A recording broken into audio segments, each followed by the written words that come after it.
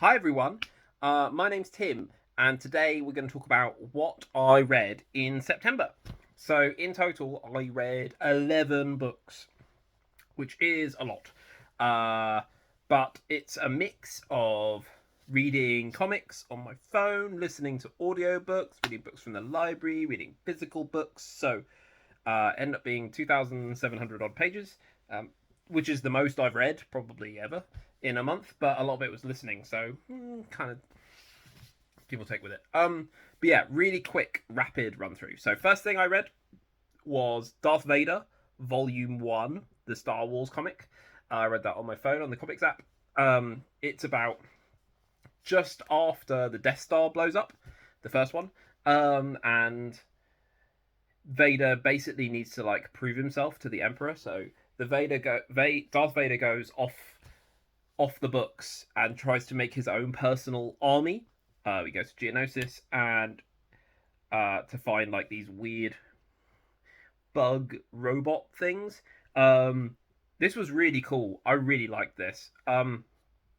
You've got Darth Vader is being very moving the story forward himself. He's not just a lapdog for the Emperor because he's in the Emperor's bad books and he needs to prove that he is capable. You have a side character whose name I've forgotten, who is very quippy and funny. But for me, the highlight are Vader gets two droids. One looks like a protocol droid, like C3PO, and the other one looks like an astromech, like R2D2.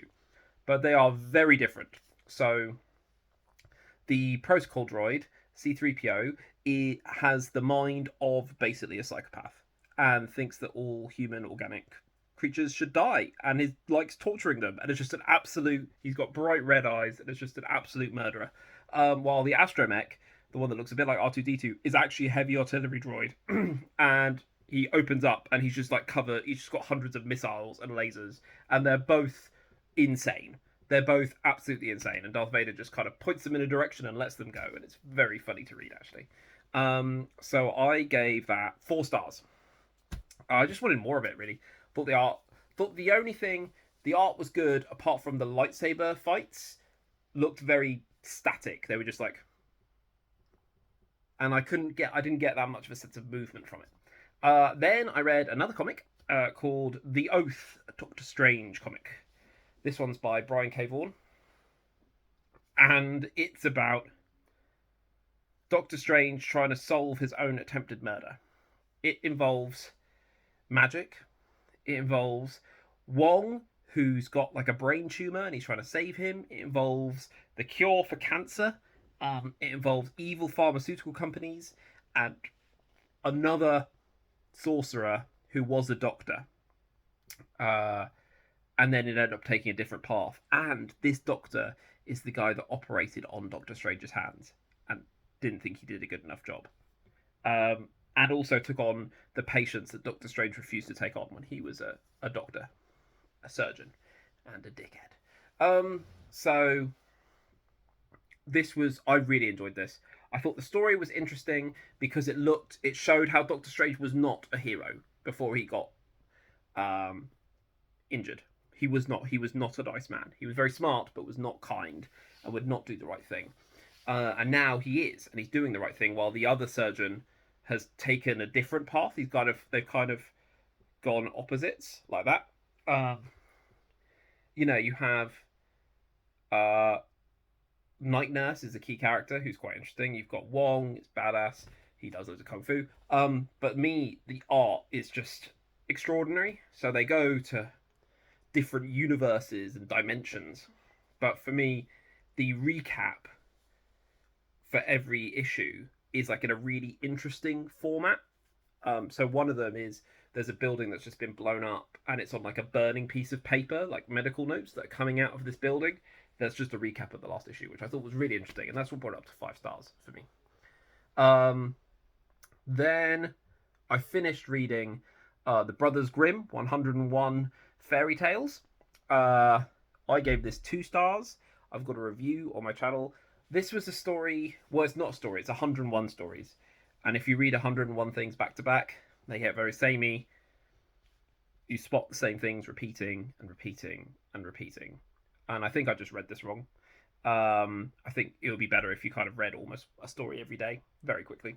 Um, then, in terms of physical books, I read In the Shadow of the Wolf Queen by Kieran Millward Hargrave. Exemplary book, just outstanding. 5 stars.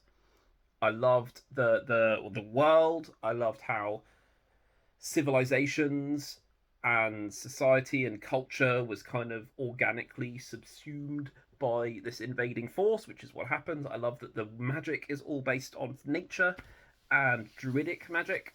Very sad reading that and then seeing what happened to the tree at Hadrian's Wall. And yeah, 5 stars. Then I got a book from the library called Star Wars Bloodline, which I've got a review of, which is all about Princess Leia and politicking and the New Republic before the First Order comes around. That was very good. I gave that 4 stars.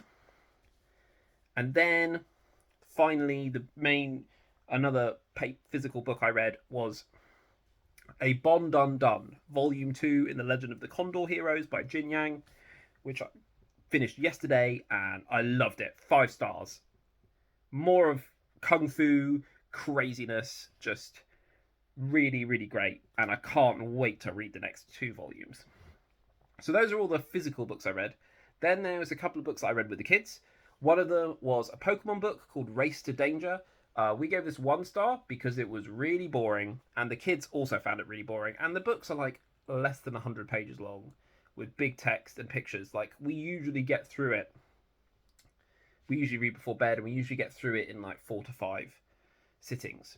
And this took almost all month because the kids just were not interested, and we weren't interested because it was about a hot air balloon race, and the main character that Ash and the gang met was called Windy, not Wendy. So the kids were like, "Oh, Windy, not Wendy," and just don't care about hot air balloon race. There's only so many ways you could describe 2 balloons drifting slowly past each other in slightly different air currents in an exciting way. Also, there was like a huge time jump from the last one. So the last one was like on the Orange Islands, because you had Tracy and Brock was gone, and he was just like doing another challenge. He hadn't gone and won the championship yet. And now this book, which is, they're all in the same box set.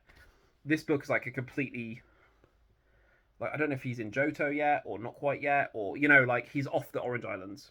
Tracy's not around. Like, no, nothing like that. Then I read a book to my son called American Football: How It Works, which is we got from the library, and it's actually all about the physics of American football, mass, force, weight, acceleration, on the ball, on why the ball has a spin, on the equipment the players have, on how hard their hits are, about momentum. Very science based. My son didn't really get any of the science, but he enjoyed looking at all the pictures of the American football players, and he actually really liked it. So I gave that 3 stars, and then I've been listening to the audiobooks of the Chronicles of Narnia. So I listened to The Lion, the Witch, and the Wardrobe, which I gave 5 stars to and is an absolute classic. Then Prince Caspian, which is nowhere, is a big drop off. It's still good, but a big drop off. So I gave that 3 stars. And then Voyage of the Dawn Treader, which I gave 4 stars to. So loads of books in all different formats, and I'm enjoying listening to audiobooks while driving, doing the washing up, things like that. Yeah, I'm enjoying that. So I might continue with that post Chronicles of Narnia, which I'm hoping to finish in the next month or 2. But yeah, those are the books I read.